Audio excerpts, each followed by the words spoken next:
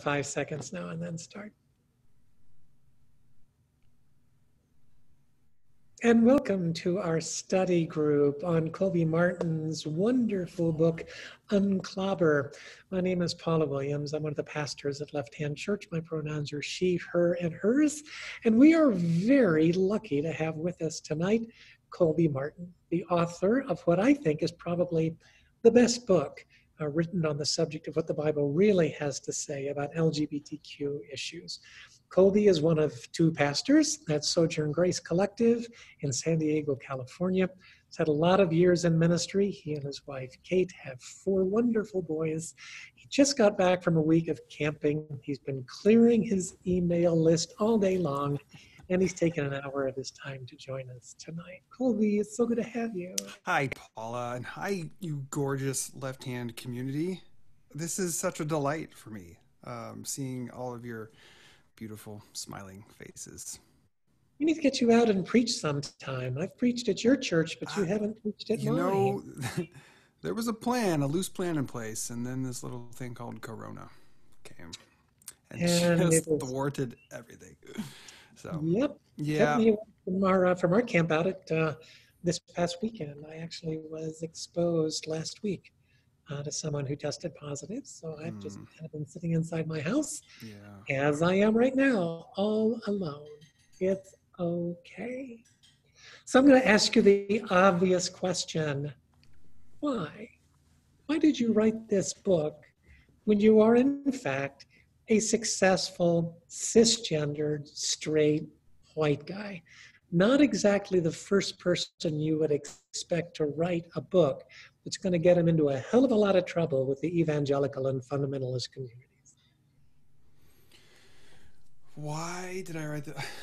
Okay, I love that question. Here's where I'm going to start, if that's all right. And at any point, feel free to cut me off because I might just keep on talking. You can even do it politely in the chat, like, hey, try and land the plane. It's been flying in circles for like 5 minutes now. So even now, I can't even get the plane started. I'm just so excited. I just love a good introduction. Okay, here's why I wrote on Unclobber. And actually, it's one of those that I think wasn't entirely clear to me almost until about halfway through the project, maybe even towards the end of the project.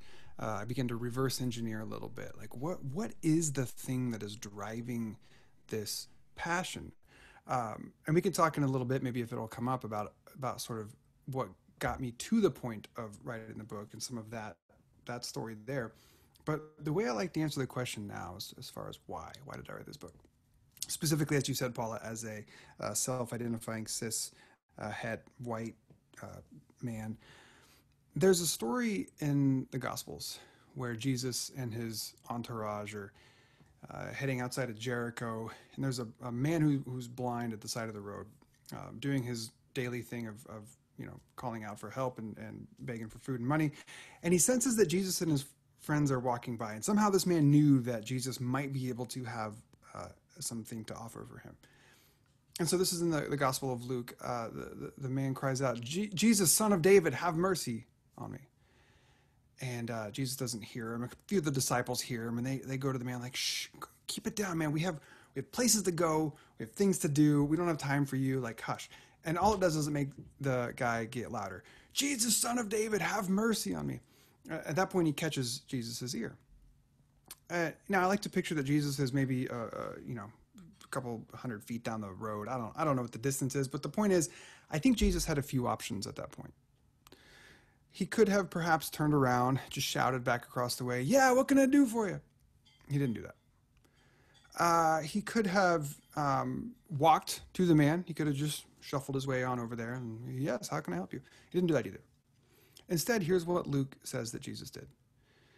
Jesus turned to his disciples, turned to the guys who just moments before had said to the man, hush, be quiet, we don't have time for you, which is to say, like, you don't get access to Jesus. Jesus turns to his friends who had just denied access to the blind man, and Jesus says to him, go and get him and bring him to me. Go and get him. So in other words, to you who just erected the wall that that created the barrier to prevent someone access to me, to the Christ, to divine love. The one who just built the wall needs to be the one now to tear it down and go and get the man. So why did I write this book? Because there is no argument that it is people who check the same identity boxes that I do, straight, white, cishet, male. We are the ones that have historically created these barriers, these obstacles, denying people access to divine love. Now, not really, as we could talk about later. It's impossible to deny access to divine love, but at least insofar as it relates to organized religion, institutional church, and how people perceive and their understanding of what it means to have access to divine love, it has been my people that have said, hush, quiet, you don't get to be here. And so I hear in Jesus' call to his friends, go and get him and bring him to me. I hear that in my own life. Like, yeah, you helped create this dynamic where those who identify LGBTQ have historically been discriminated against and told that they are less than, told that they are abominations, told that they don't belong, told that they don't get to have access to Jesus. It's my response. I take that responsibility very seriously now to go and to tear those walls down. So there you go, Paul. That's how I now answer that question. That's why I wrote this book. So if we're looking at an issue that has so few mentions in Scripture, out of 30,000 verses, you've got a handful to talk about this subject. It is true that most of Christianity has been set in motion, and certainly strongly over the last 500 years, by white males, by a patriarchal system. Why do you think this particular subject, and I'll add another to it, just to give you something else to think about, the subject of abortion and opposition to abortion, why do you think that a patriarchal society, that those at the top end of evangelical and fundamentalist religion and most of Roman Catholicism, would choose those two particular social subjects, both subjects about which Jesus said virtually nothing other than to elevate the position of women and to elevate those who identified as eunuchs? Yeah, that question is I'm going to say several degrees beyond my pay grade, which is just to say I don't have a great answer to that. I have some thoughts, but I think I'm just playing my cards ahead of time, which is to say this is just my conjecture and my sort of what I've come across the last few years. But I think there are people out there that would be able to answer that particular question with far more precision. But I will say this. Here's what maybe if nothing else, I can answer from my own life, my own self, my own story, and people that I've interacted with that are similar to me. I think there's something in the sexual orientation arena. There's something in there that is very, very threatening to people who identify straight and, like you said, white and male. Like that category of person, I have found, and this was true for my own life, I had to confront a lot of my own misogyny over the last decade or so. I've found that there's a lot of fear. And that fear, a lot of fear and a lot of insecurity. When you grow up in a religious organization or institution like Christianity and even more specifically like Protestant evangelical like myself, when you grow up in that institution, the efforts at which those who are in power go to keep this disembodied reality intact for people, which is to say, don't feel connected to your body, don't give any space for your feelings or emotions or any sort of attractions, this entire culture of shame around anything around having to do with sex. My point is I think part of why this has been an issue that has been leveraged so maliciously and so almost gratuitously, just like, why, and your question is like, why this issue? Why is this the thing that seems to be so like people hold on to and divide? I think so much of it stems from this internal insecurity and fear, and this inability to sort of access our own sexuality, our own humanity, our own flesh, and be okay with that without these layers of shame and insecurity. And so then why that then becomes such a LGBTQ, no, you are scary, and get away from us, is because anything that does not match what we have decided is the norm, or is society's expectations, or fits within the existing power structures, anything that doesn't match that becomes a threat to that. And you, as an LGBTQ person, just your very being now begins to expose all of my insecurities around my own sexuality, my own body, or lack of embodiment. And so I think this is part of why this issue has been so leveraged with such ferociousness, is because there is such deep-seated fear and shame and insecurity as it relates to sex and body stuff in the Christian tradition. And unfortunately, all of that just comes out in this wave of projection and nastiness towards anyone who's a threat to that, which in this case are people who identify LGBTQ. That's what comes up for me in that question, Paula. And I think that's a wonderful perspective. It seems an ironic perspective, since Christianity is very much an incarnational religion. Oh my goodness. Yeah. Talk about missing the point. Yeah. Yeah. Also seems fascinating because our spirituality and our sexuality are so closely intertwined, almost so much that they can't be separated. How do you think that then truncates our spiritual growth? How well it does.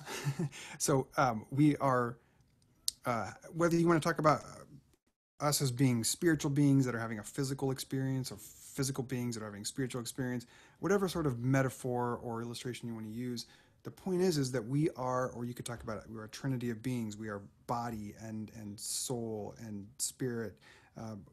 Whatever imagery you want to use, the point is we are a multiplicity of realities, all condensed into this unique molecular makeup of stardust that has been around since the Big Bang, all in this shape and this form that makes up me. And to trying to divide and separate one part from another is going to stunt all the other parts.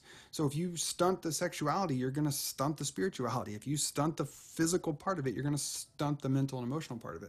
This is part of what wholeness and integration, this is what our church's mission is: spiritual, social, and emotional wholeness. We're about fostering wholeness and integrating all these parts of us, because if you deny, suppress, reject, ignore, castigate, whatever, any one part of you, the whole thing's going to suffer. You're not going to find integration. You're not going to find wholeness. You're not going to find what I would argue is like the Christ version of bringing together. You talk about the incarnation, bringing together of the divine and the human. So yeah, I guess I'm just affirming with all the gusto that I can is, yes, if you to impact one is to impact the whole.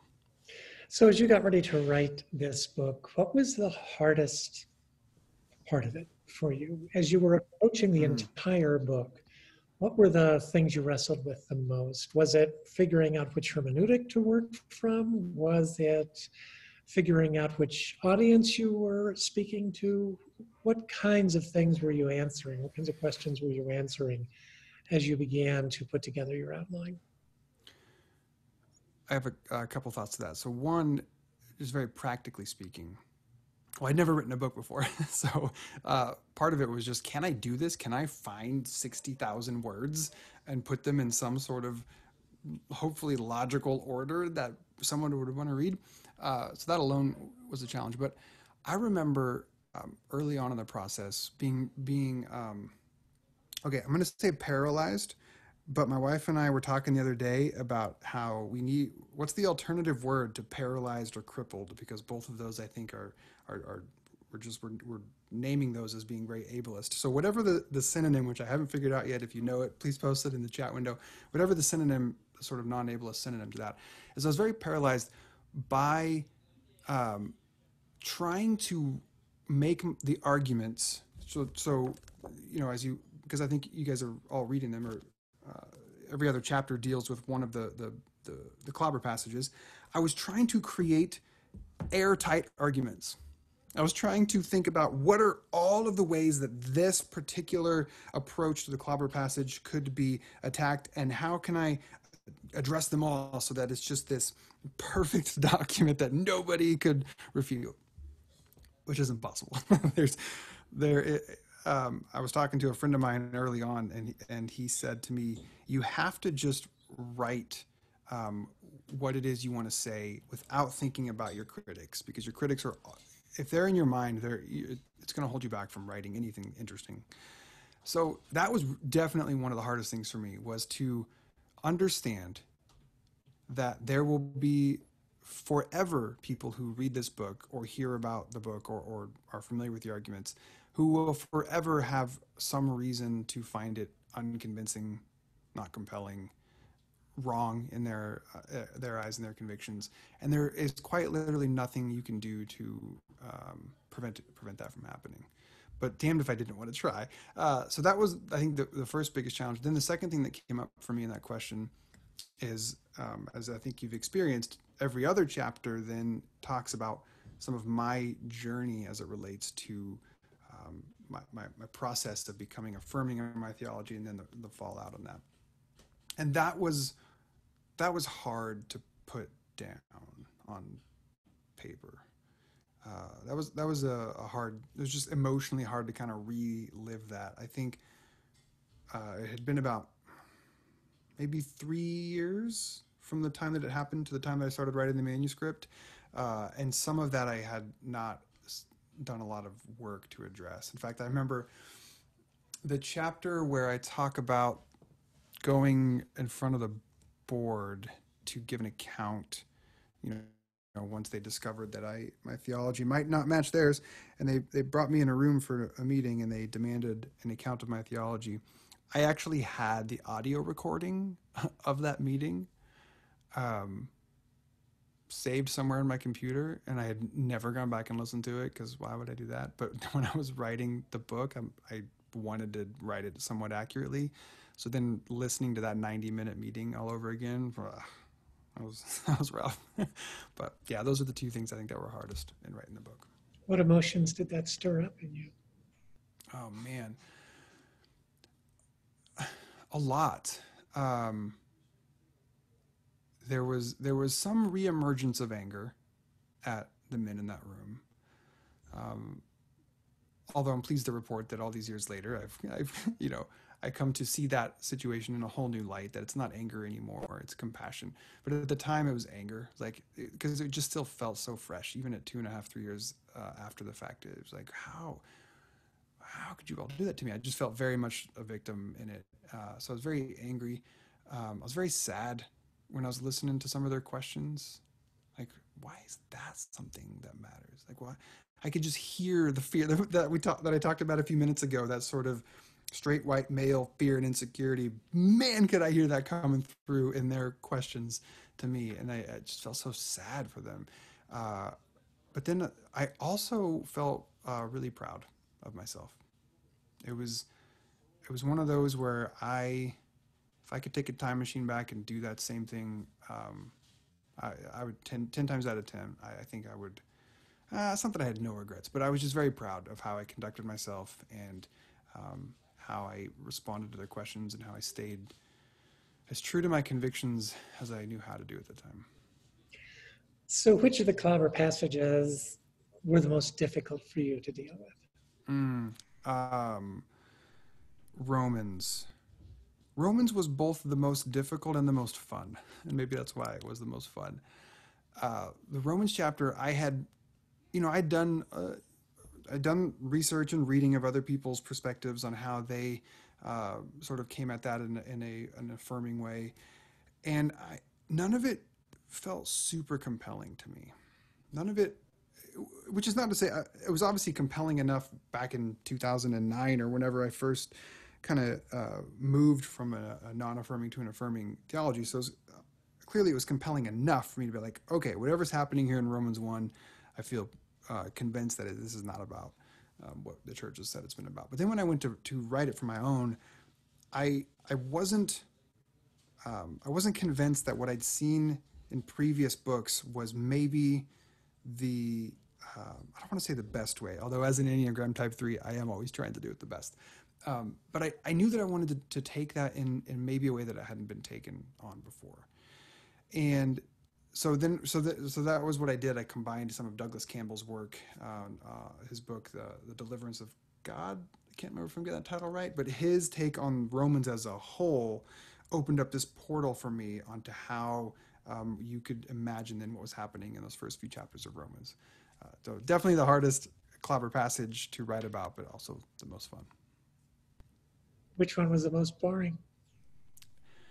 Oh, none of them are particularly boring, but I would say that the Sodom and Gomorrah Clobber passage has been the one that over the last 10, 12 years or so, you're not going to really find even non-affirming theologians have gotten to a point with Sodom and Gomorrah where they're like, okay, you can have that one. You're right. That clearly we can't like hold that up anymore as any sort of justification of discrimination against the gay people. So, if I were to write this book now, I might even just do a footnote for Sodom and Gomorrah. Like, really, who's still arguing that this has anything to do with anything? But I loved writing about it because I loved sort of recasting the narrative. But yeah. Yeah, I like that you wrote about it because it actually is going to find its way into my sermon this coming weekend. Oh, wonderful. Well, then it was worth it. As we talk about the difference between the unquestionably obedient and the faithful question, and how that played into that story in particular. Nice. So if you were arguing with yourself, if you were in a debate, working from an evangelical hermeneutic, which of course would be an evangelical understanding of Scripture, evangelical understanding of inspiration, possibly even the notion of inerrancy. If you were beginning with that kind of a hermeneutic, that kind of an understanding of Scripture, and you were to debate yourself, what are the arguments you would make against your book?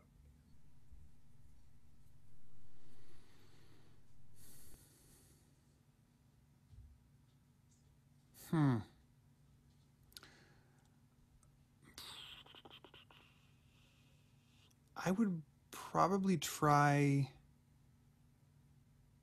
Oh man.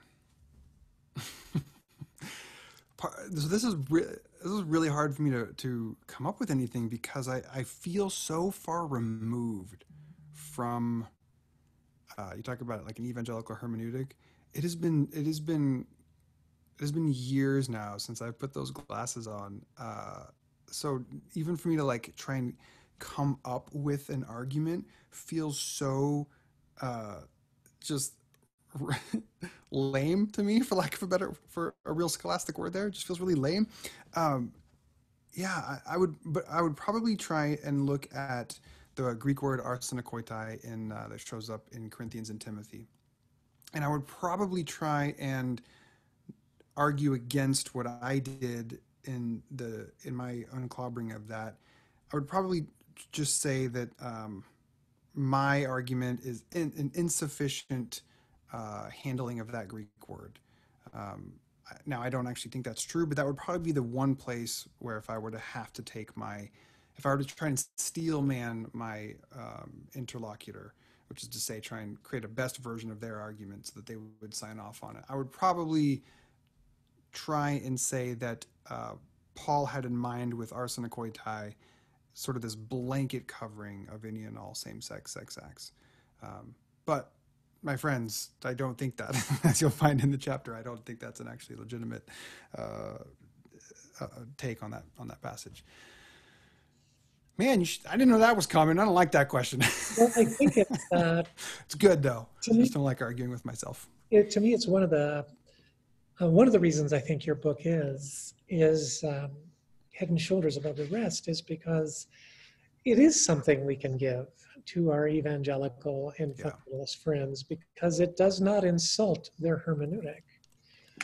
It does, in fact, work from probably the same hermeneutic that you and I probably share that perspective on exactly what the scripture is as the inspired word of God, and it would not be the originalist view. But your book is written with that kind of uh, a population in mind, and I think your arguments are in fact. Um, uh, I mean, you could debate with yourself, and the more conservative self, I think, would likely lose. I think so too, and I love what you're saying, and I'm grateful that you brought it up because that was really important to me in writing this, was to write it from the perspective of someone who had particular intuitions and convictions as it relates to the Bible and God and Jesus and so on. I didn't want to come at it from this where, now I might describe it as this more progressive or liberal take on it. I didn't want to come at it from any sort of a place that could sort of easily be dismissed by the reader as, well, he just doesn't take the Bible seriously, or we don't have to listen to him because of X, Y, and Z. It was really important for me that the reader knew that no, I take this as seriously as I imagine you take this, and let's come at it from some of the same starting points. Otherwise, yeah, it would just be too easy for people to dismiss right out of hand, and I didn't. It was too important to me to communicate, to get these things, ideas across. So I did try to really write from that perspective. So thanks for calling that out.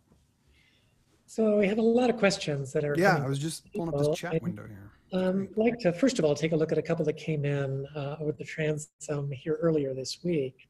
One is a two-part question, and it comes from Toby. One, as an ally, how do you personally advocate on behalf of the LGBTQ plus community and your understanding of the so-called clobber passages when in conversation with conservative Christians? And the second half of it, have you ever been successful in changing a conservative Christian's mind about the so-called clobber passages in the LGBTQ plus community? And if so, could you share how you did so? Here, yeah, I get a version of this question a lot because it's such a, it's just it matters so much.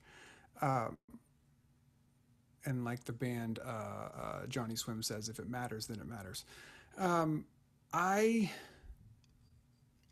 I fall in line with the kind of the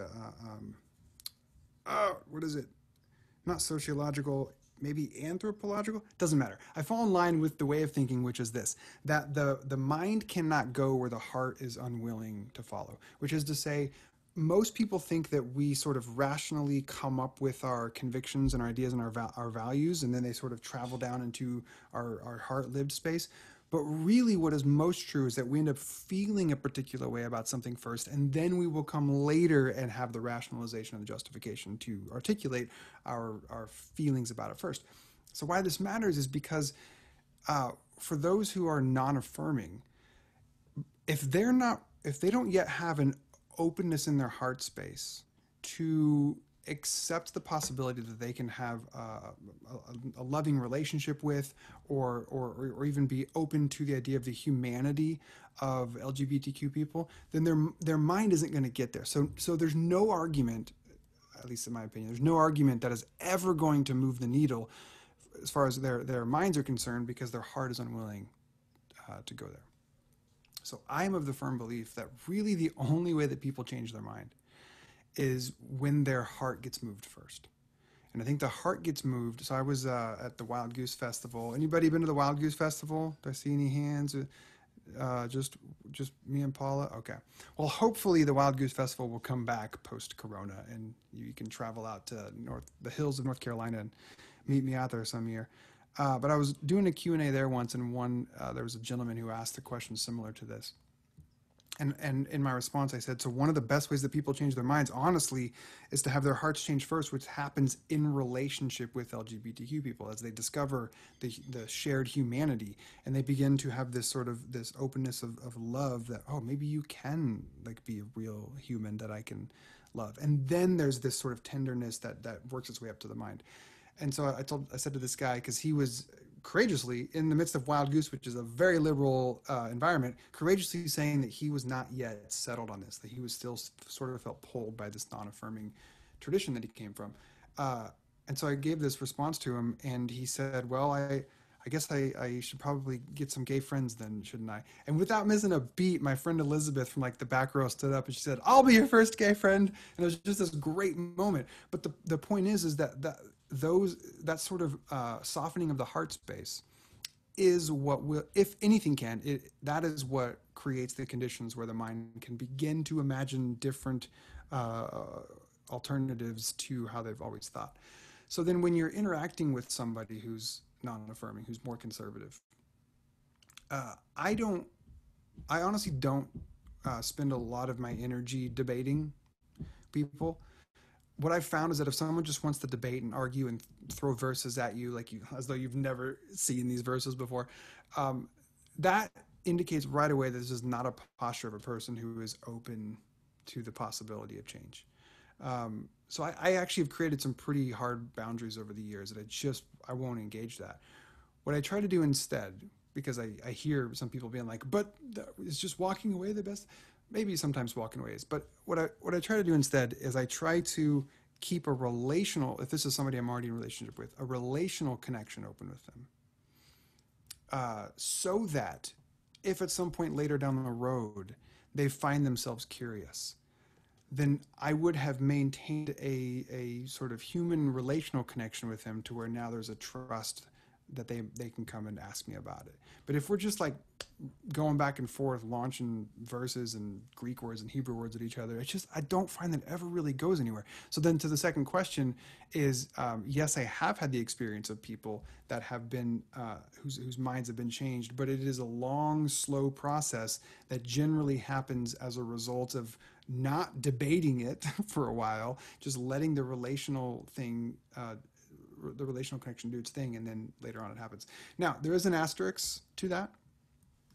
I feel this is an important asterisk. And in my new book, I have a whole chapter. I was going to pull it out, but if I pulled my book out, then lights would fall, and I don't want that to happen.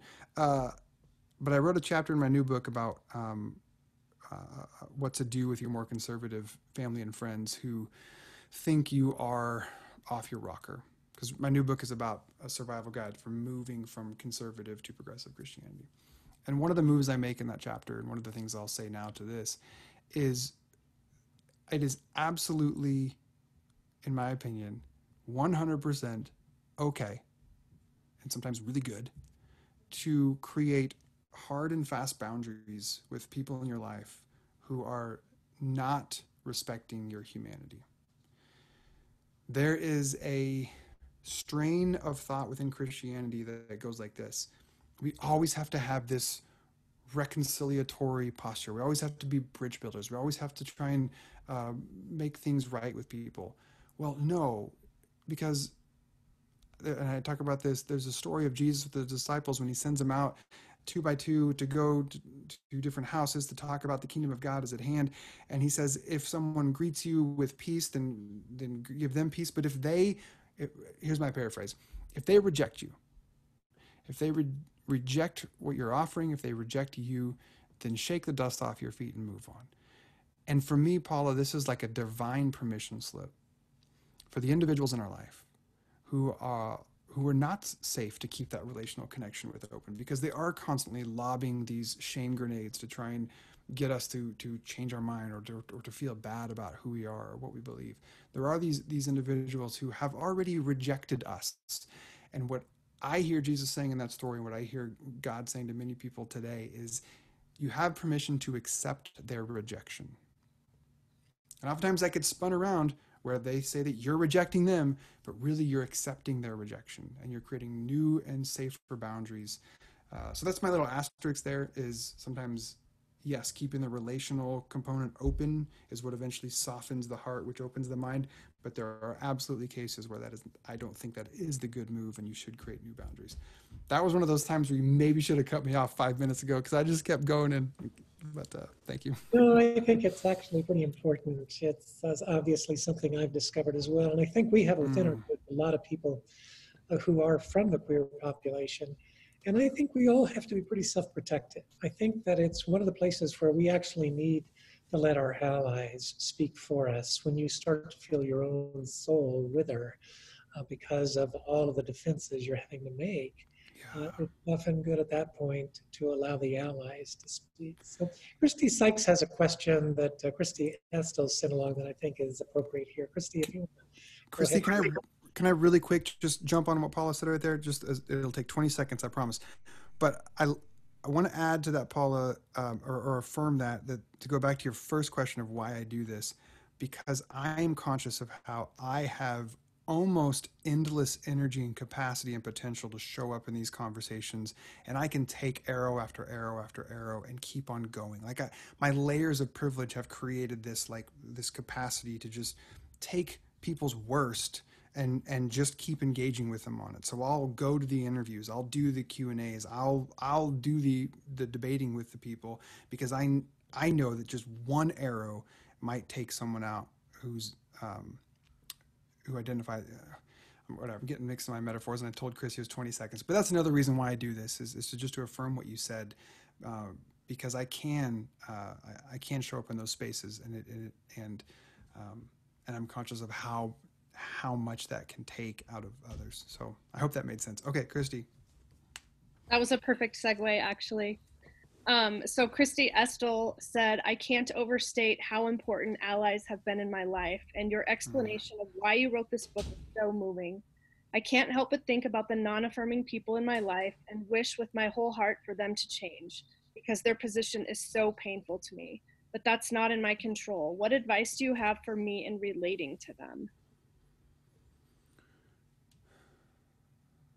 Yeah, I'm reading it here as well.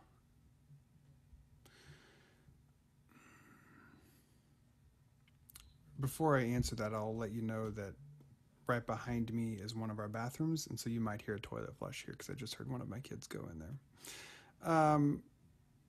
Not quite as pretty as a bird chirping, Sally, but yeah. First thing I want to do, Christy, is to affirm your heart for these people. That is a beautiful, beautiful thing. I'm guessing that it's possible that some of the individuals you have in mind have given you maybe some good reasons over the years to have a hardened heart. It might make a whole lot of sense for you to feel resentful toward them. That's just my guess. And yet, your question here is my whole heart is for them. In fact, your sentence says my whole heart is for them to change, but I read it as my whole heart is for them. Your whole heart is for them. And because your whole heart is for them, your desire is that they would alter their convictions on this, that they would have a change of heart and mind. Because they clearly, there's this, sounds like a denial of you, or just a rejection of something there, and it's this painful relational break, and I'm really sorry. And you say that's not in your control, and I want to affirm how true that is. It's not. We can't make people change. People do change. So there's the old saying that people don't change who they are. Well, no, people do change. Hello. I would imagine you could look at this screen and look at all the people in here and be like, oh yeah, they've told me their story. They told me their story. They told me their story. I know my story. I've changed. People do change, and they can't change. I don't know that we change other people, though. When I look back at all the different points in my life where I have made some significant shifts on whether it's theological topics or sort of like emotional well-being shifts that I've made, when I look back at all those, I am not entirely sure I can explain how any of them happened. For me, that's grace. Is one word. It's just like, man, what grace that I sort of got to wake up to this reality, this truth, this idea, when so many other people seem to still be in the dark on it. And I'm really slow to pat myself on the back and be like, well, look at me, I did it. I don't know how much real credit I can take for my own change. So that at least frees me up a little bit for the people in my life, because I have similar people in my life like you, Christy, who I also love them with my whole heart, and I wish they would change their mind on a number of things, including this topic. And I know that my shifts in my life were only by grace. So I try and take that knowledge and place it onto the people that I love and say, if I believe that God has got me in my journey and has taken me along this far and will continue to take me, then I'm going to entrust that God's doing the same with them. Now, that doesn't mean that everybody's going to eventually shift on their theology. Of course, that doesn't mean that.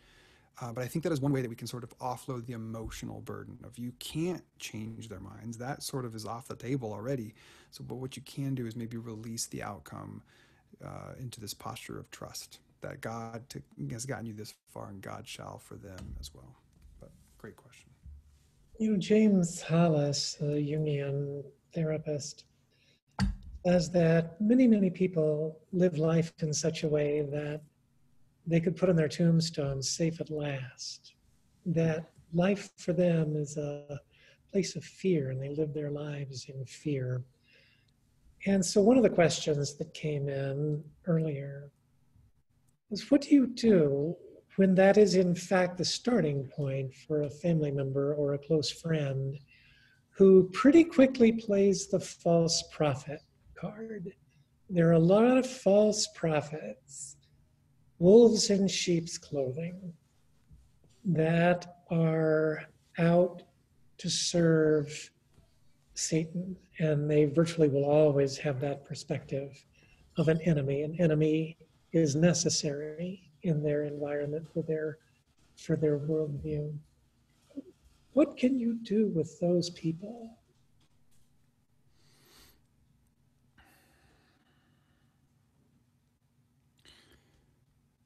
One of the greatest insights I have, what's the right word? Not discovered, because I didn't discover it. But I'll just say one of the most impactful insights in my life in the last 3 years comes from the Buddhist monk Thich Nhat Hanh. In his book, Going Home, Jesus and Buddha as Brothers, I think is the subtitle. Thich Nhat Hanh talks about the path to love. Specifically, you could even in this context imagine the path toward loving our enemies.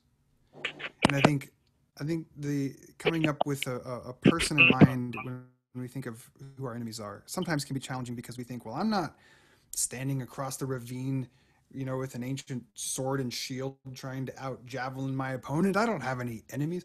Well, no, I think that word enemy, we can apply that in a whole bunch of different contexts. And it sounds like the person that you're describing, Paul, the individual who has this energy of false prophet, going to hell, damnation, war, like that's someone's enemy, almost in any way you describe the word. Okay, so Thich Nhat Hanh talks about what's the path to loving our enemy then. Here's what Thich Nhat Hanh says, and I think it's brilliant, and I've been trying to live my life by it for 3 years now, and it's been revolutionary for me. Thich Nhat Hanh says this: understanding leads to compassion, and compassion leads to love. And the breakdown is this: if we start by trying to understand our enemy, now I realize that this takes work. This takes there's a cost to this, which, by the way, side note, new paragraph, the work of loving our enemies should be difficult. It should be costly.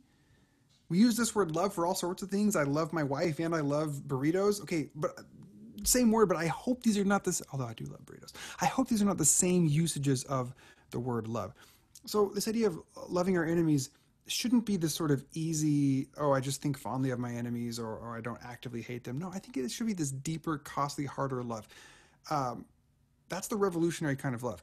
Now, I say that, and then I have to do another little side note, which is to say, but maybe the person you're describing, Paula, the enemy in this scenario, again, really goes back to that from a few minutes ago, that context of this is a dangerous person for me to have in my life. I need to have hard and fast boundaries.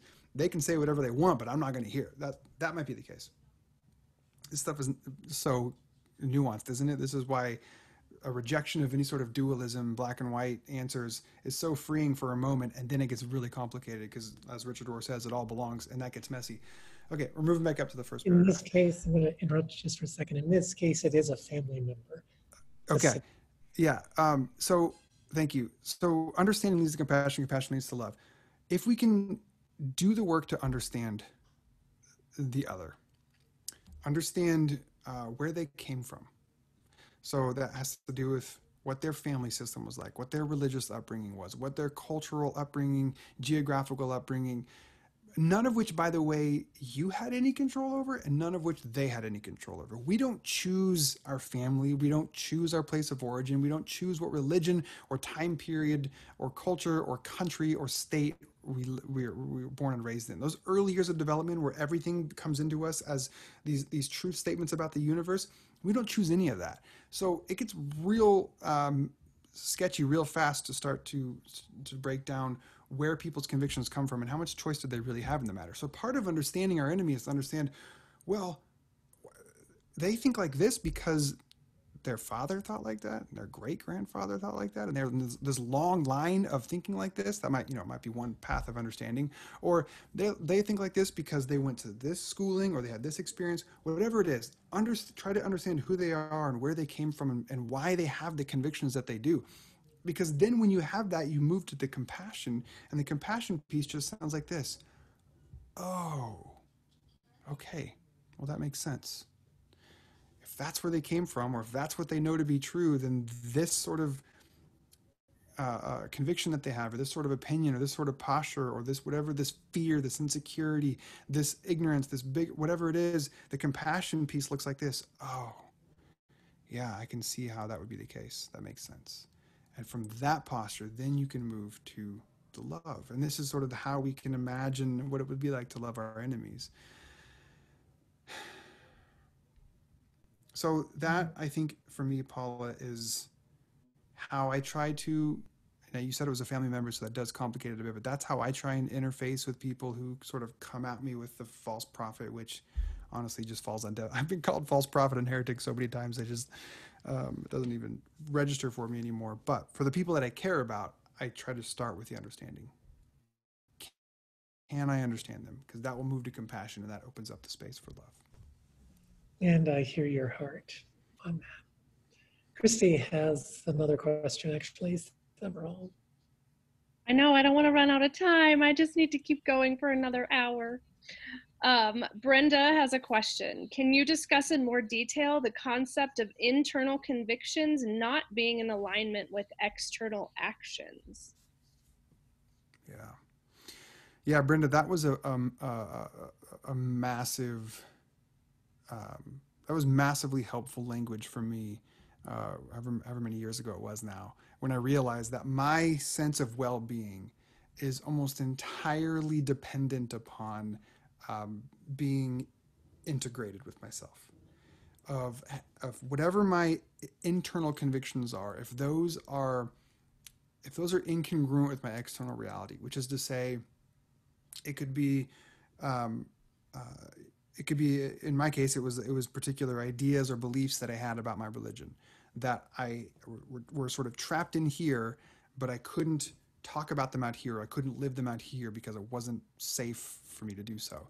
That sort of lack of alignment was just this slow, methodical death for me. And when I realized that that bringing those in alignment, so living on the outside who I was on the inside, living on the outside in a way that was congruent with my convictions on the inside, that was like the path to me to discovering, oh, this is what a sort of a healthy, connected life is like. This is amazing. That was a huge piece for me. And so now, even now that in so many parts of my life, that's sort of the thermometer that I use when I kind of do these sort of internal check-ins of, are there things that are sort of buried deep in here that I haven't yet allowed to come out, or that I haven't talked about, or that I haven't dealt with?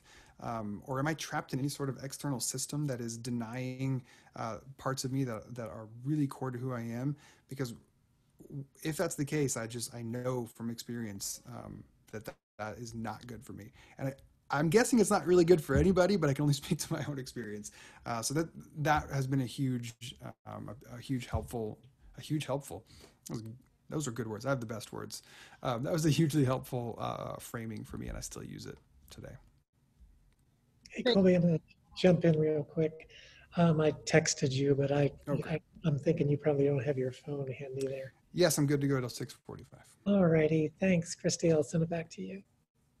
All right. Veronica is joining us from Mexico, and she would like to know if there was a chapter or passage in the book that you would consider to be the easiest one to show a person from a very fundamentalist church that would sort of summarize the book for them.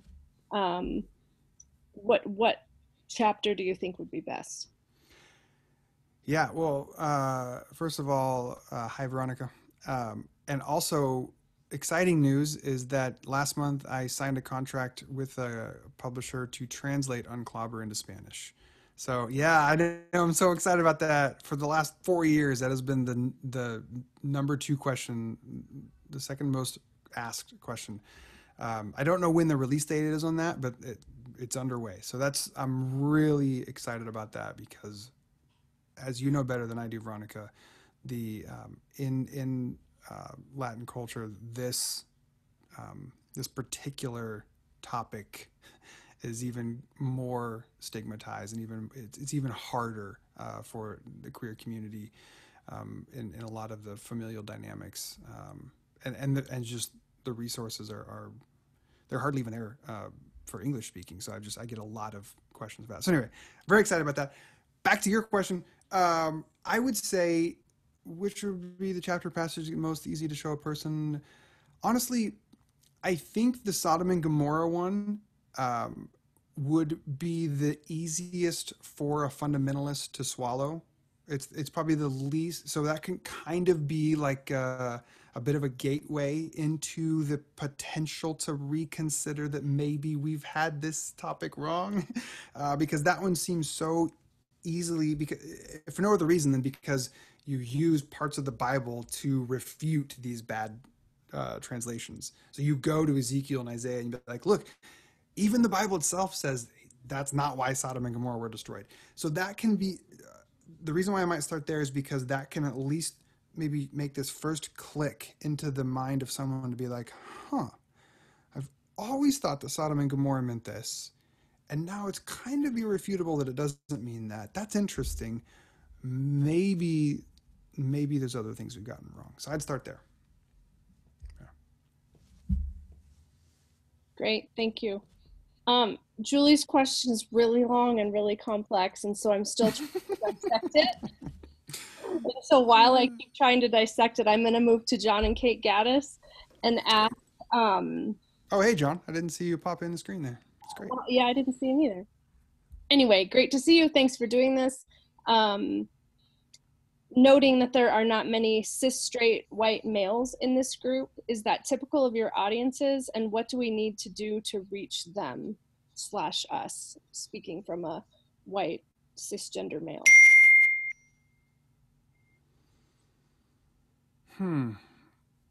Is that typical of my audiences? I don't know. I don't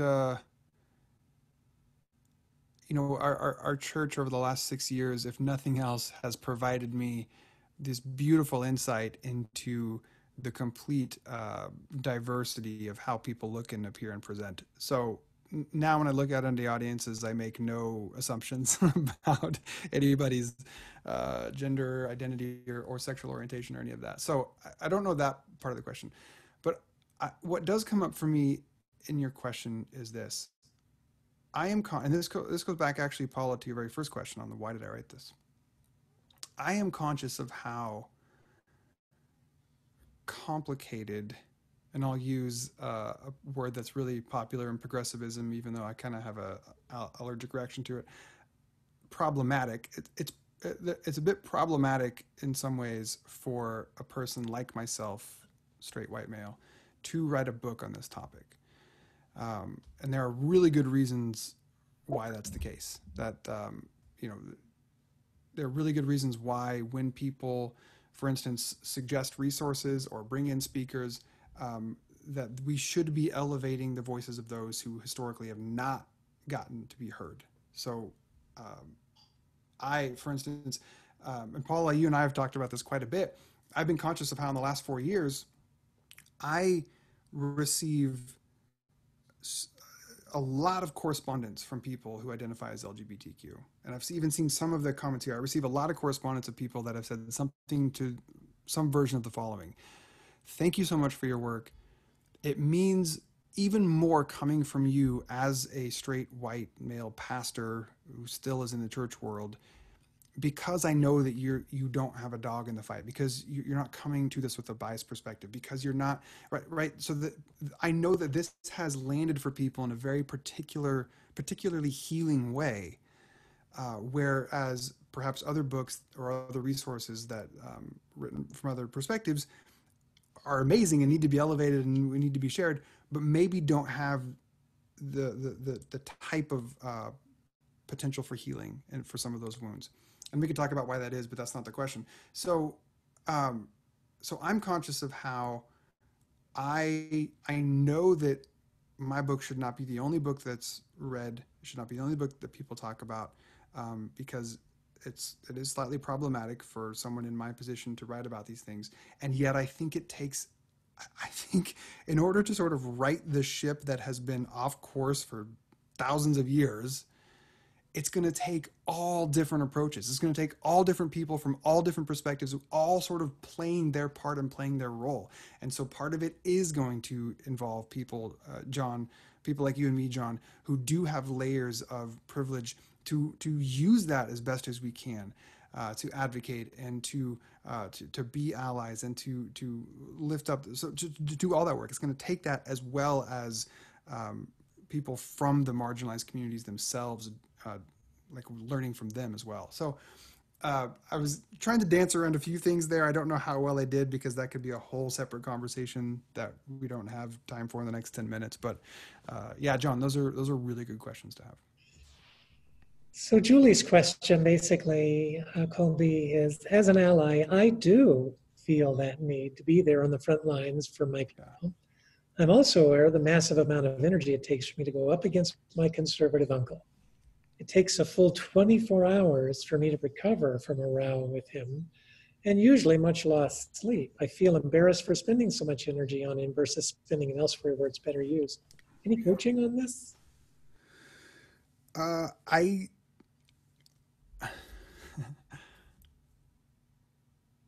It sounds like you know the answer. You're just afraid to claim it. Sounds to me, even in how you crafted that question, that though there's two voices within you sort of at odds with each other, the one that says, I need to be on the front lines, I need to be the one investing the energy, I need to use my privilege in that way. And then this other voice that says, but holy hell, it's doing nothing. What's that? There is, she does say further in her question, I only gave the first part of it. Who is the type of person capable of going up against those types of conservatives, and how do I become that person? Yeah, okay. Again, I think I'll go back to something I said earlier, which is we can't change people's minds. We can't. What we can do is live our lives in such a way where we are trustworthy for others, where we are approachable, where people know that we are oozing with compassion and openness, so that when someone is ready to have a conversation with us, they know they're not going to receive judgment and ridicule back, even though deep down inside that's not what we feel. Like, about time you damn show up. Like, what? But they know they'll be met with compassion and kindness.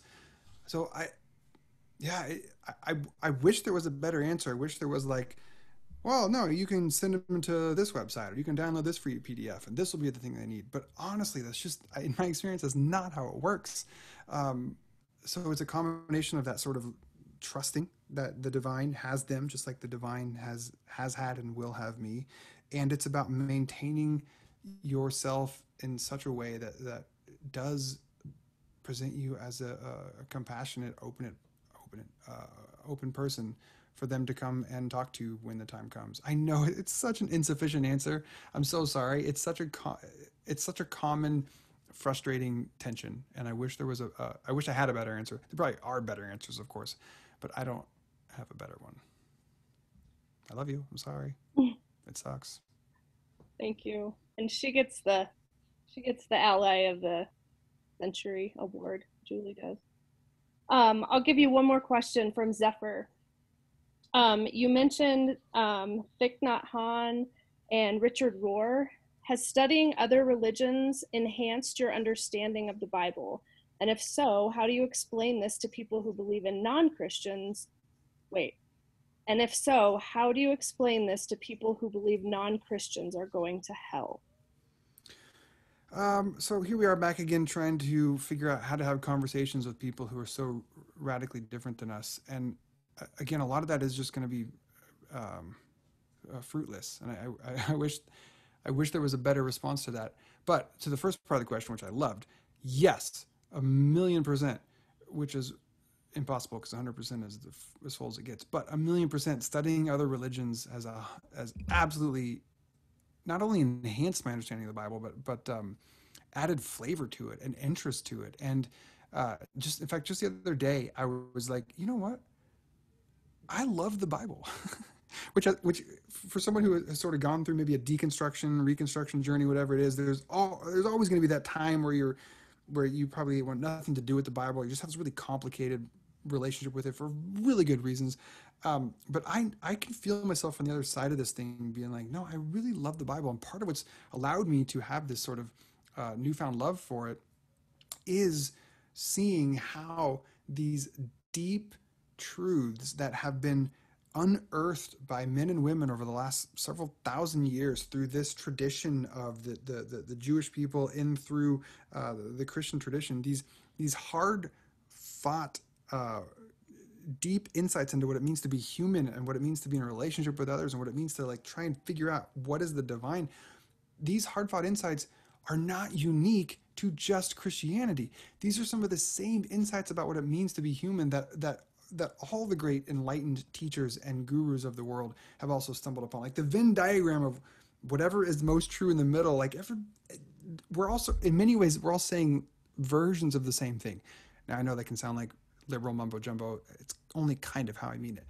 But yes, my point is reading other perspectives has given me this insight to be like, oh yeah, that's what thank you. You articulate what I have been feeling in a way that I haven't been able to articulate. So thank you for that language. Like the Thich Nhat Hanh, being able to have this path towards, Jesus says, love your enemies, but he doesn't give a whole lot of insight into how to do that. But then Thich Nhat Hanh does have this beautiful. So yes, I highly recommend broadening your reading. Once you finish reading all the Colby Martin books, broaden your reading into other authors and other perspectives. So, Speaking of other Colby Martin books, talk to us about Shift. Yeah, the Shift. Okay, great. I'm going to try to pull it out here without collapsing my lights.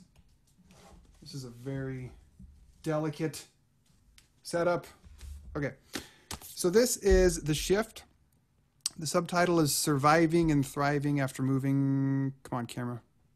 It's not going to figure it. This is about the experience that many of us have had or are having, where we have left the conservative Christian world from which we came, whether that's a family system or a church or some sort of faith community. We have left that or been kicked out of it, as is the case for many people. And we've found ourselves yearning for or finding something that's more progressive, and I define that a little bit, and still in the stream of Christianity. But it's this liminal space, this transition, this journey that I've found over the last 6 years of ministering to hundreds, if at this point not thousands of people. That journey, there's just a lot of common, a lot of shared experience there. There's a lot of loneliness, a lot of confusion, a lot of resentment, a lot of fear. And so I thought, well, what if I wrote a survival guide to help navigate some of these most common obstacles that come up? What do we do when the idea of God stops making sense? What do you do with your beliefs around Jesus? What do you do with the Bible and church? Those are some of the theological chapters. And then some of the other chapters are like, what do you do with family members who are more conservative and they're concerned, love that word, about you? What do you do when your old version of who you are starts to come online and resist growth and resist this movement and resist this shifting? So anyway, I love it. I'm super proud of it. It came out on April 21st of this year, right in the week when the United States had the highest death count so far. So really nobody nobody was in a position for buying books at all during this pandemic. So it's kind of a bummer of a time to come out, but you didn't ask about that, but that's my feelings on it. So I recommend it. It's easily one of the top 2 favorite books I've ever written. So what's the next book after that? My hope is to expand on, I recently had a TED Talk. I did it right before the world shut down. I went to Phoenix and did a TEDx event, and the video came online just a little while ago. And it is about some study that I've done around the idea of sin, the word sin, and trying to dust off this forgotten tradition of where the idea of sin came from, and asking questions of, is this term, word, idea, concept still helpful at all? And if so, how? And I think it's immensely helpful if we can understand it in the right way. So I'm hoping to do a book about sin. I love that. And I would encourage our people, go to YouTube and put in TEDx and Colby's name, and it will take you to that. And the YouTube algorithms will kick in, and lots of people will end up having that fall under their queue, and they'll watch it when they didn't even intend to. It's a marvelous thing that happens with TEDx and TED. Colby, thank you so much for taking time out of your busy day to be with us. Your work has changed so many lives, including so many lives right here at Left Hand Church. And from the bottom of our hearts, we thank you. Thank you, Paula, and thank you, Mary Jo and Julie and Annie and Ev and Christy and Sally. Thank you, Gwen and Christy and Brittany and Megan and Amanda and Toby and Ivy and Anna Marie. Thank you, Zephyr. Thank you, Kimberly. Thank you, Gay. Thank you, Amy. Thank you, Caitlin. Thank you, Miguel, Brenda, and Susan and Danielle and Joy and Veronica. It's been an honor to be with you. And if you would like to follow us at Left Hand Church, every Saturday at 5 o'clock Mountain Time, we do our services live. Heather Lynn provides the music for us, who's also worked with Colby and Sojourn Grace. In fact, a lot of the time when she's away from us, that's where she is in the San Diego area. And we would love to have those of you who are not a part of our local Left Hand family to join us every Saturday, 5 o'clock on Facebook at Left Hand Church.